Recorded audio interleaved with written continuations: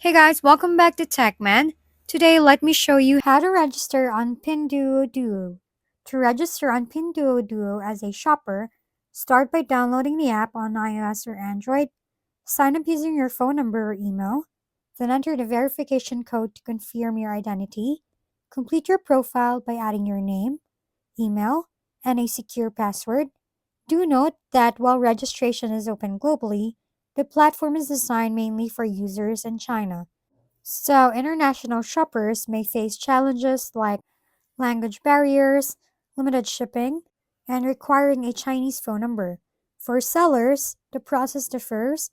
Domestic Chinese sellers need a business license, a legal representative's ID, a Chinese bank account and phone number, plus a 100 RMB deposit.